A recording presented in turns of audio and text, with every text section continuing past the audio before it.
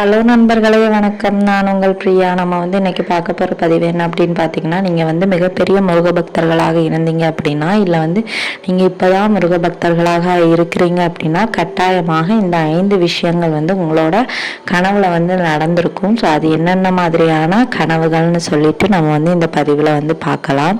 அதுக்கு முன்னாடி இந்த பதிவை பார்க்குற முருக பக்தர்களாக நீங்கள் இருந்தீங்க அப்படின்னா, மறக்காமல் நம்ம கமெண்ட் பாக்ஸில் ஓம் சரவண பவான்னு சொல்லிட்டு ஒரு கமெண்ட் மட்டும் போஸ்ட் பண்ணுங்கள்.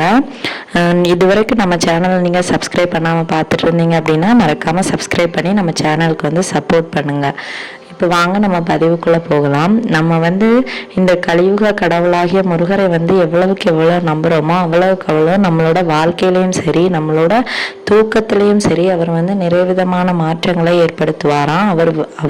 அவரும் சரி, அவரை சார்ந்த ஏதாவது ஒரு பொருளும் சரி உங்கள் கனவுல வருது அப்படின்னா உங்கள் வாழ்க்கையில் மிகப்பெரிய மாற்றம் நடக்க போகிறத நம்ம உணரலாம். முதலாவது கனவாக என்ன வரும் அப்படின்னு பார்த்தீங்கன்னா, உங்கள் கனவுல நீங்கள் மயில் வர மாதிரி, உங்கள் வீட்டுக்கு வர மாதிரி, இல்லை நீங்கள் தெருவில் எங்கேயாவது போகும்போது மயில் பார்க்குற மாதிரி, இல்லை உங்கள் வீட்டு வாசலுக்கு மயில் தேடி வருது, இல்லை முத்தத்து சைடோட வருது, அந்த மாதிரி உங்களுக்கு கனவு வருது. இல்லை நீங்கள் எங்கேயாவது முருகர் கோவிலுக்கோ இல்லை வேறு ஏதாச்சும் ஒரு கோயிலுக்கோ போயிருக்கீங்க, அங்கே மயிலை பார்க்குற மாதிரி உங்களுக்கு கனவுகள் வருது அப்படின்னா கட்டாயமாக உங்களுக்கு நீங்கள் மிகப்பெரிய முருக பக்தர்களாக இருப்பீங்க. உங்களோட வாழ்க்கையில் நிறைய மாற்றங்களை அவர் கொண்டு வர போகிறார். உங்கள் வாழ்க்கை செல்வ செழிப்பாக மாறப்போவதை உணர்த்துவதற்கு தான் இந்த மாதிரி கனவுகள் உங்களுக்கு வருமா.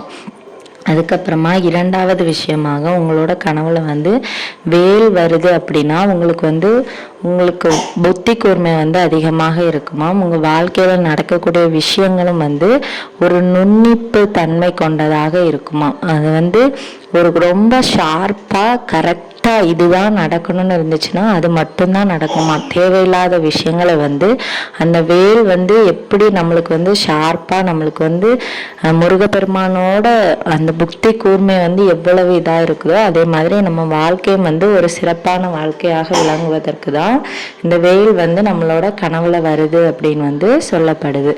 மூன்றாவது விஷயமாக நம்ம முருகர் படங்களையோ இல்லை முருகர் உருவ சிலைகளையோ இல்லை முருகர் கோயில் கோபுரங்களையோ நம்மளோட கனவுல பார்த்தோம் அப்படின்னா நம்மளுக்கு நம்மளோட வாழ்க்கையில நம்ம தெரிந்தும் தெரியாமலும் செய்த சகலவிதமான பாவங்களும் நீங்கி நம்மளோட வாழ்க்கை ஒரு என்ன சொல்கிறது, ஒரு புண்ணிய பலன்களை அடைந்து நம்மளோட வாழ்க்கையில் மிகப்பெரிய ஒரு உச்சத்தை நம்ம அடைய போகிறோம். எவ்வளவு கஷ்டம் வருதோ அந்த கஷ்டம் முடிவுக்கு வரப்போவதை உணர்த்துவதற்காகத்தான் இந்த மாதிரி முருகர் சிலைகளும் சரி, முருகர் உருவ படங்களும் சரி, அப்புறம் முருகரோட கோவில், முருகரே நம்மளுக்கு அந்த சிலை வடிவில் காட்சி தரதெல்லாம் இதனால தான்.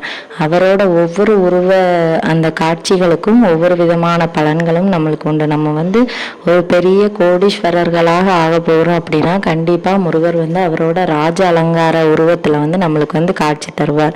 நம்மளுக்கு ஏதாவது கஷ்டங்கள் வரப்போகுது, இல்லை நம்மளுக்கு துன்பங்கள் வரப்போகுது அப்படின்னா அவர் ஆண்டியப்பராக காட்சி தருவார். இதெல்லாம் உங்களுக்கு கட்டாயமாக தெரிஞ்சிருக்கும் நீங்கள் முருக பக்தர்களாக இருந்தீங்க அப்படின்னா.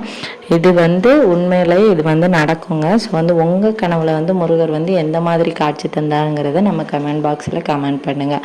அடுத்ததாக என்ன மாதிரியான கனவுகள் வரும் அப்படின்னு பார்த்தீங்கன்னா, இந்த மாதிரி முருகரோட கோவில் நம்மளோட கனவுல வருது அப்படின்னா கண்டிப்பாக முருகரோட நடமாட்டம் நம்ம வீட்டில் அதிகமாக இருப்பதை நம்மளுக்கு உணர்த்துவதற்காக தான் இந்த முருகர் கோவில், அப்புறம் அவரோட சிலைகள், உருவப்படங்கள்லாம் நம்மளுக்கு கனவுல கூட காட்சி தருது அப்படின்னு சொல்லப்படுது. ஸோ அந்த முருகர் பக்தர்கள் வீட்டில் முருகரோட நடமாட்டமும் அதிகமாக இருக்குமா.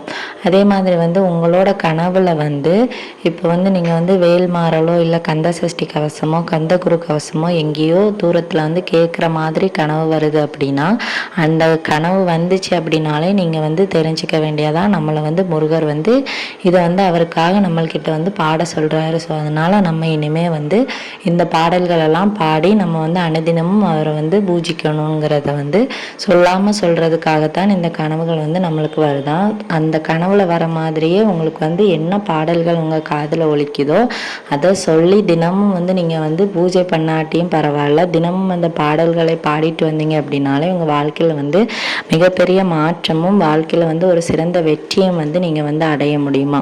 5வது விஷயமாக என்ன கனவு வரும் அப்படின்னு பார்த்தீங்கன்னா, மயில் மேல் ஏறி முருகப்பெருமானே சேவர் கொடி ஏந்தி நம்ம கனவுல வந்து காட்சி தந்தார் அப்படின்னா, வேலும் கையில் வச்சுட்டு காட்சி தந்தார் அப்படின்னா உங்கள் வாழ்க்கையில் வந்து சொல்லவே வேண்டாங்க, உங்கள் வாழ்க்கையை வந்து புரட்டி போடக்கூடிய ஒரு விஷயமா வந்து அந்த கனவுகள் வந்து இருக்கும் அப்படின்னு வந்து அந்த ஜோதிட சாஸ்திரத்தில் வந்து சொல்லப்பட்டிருக்கு.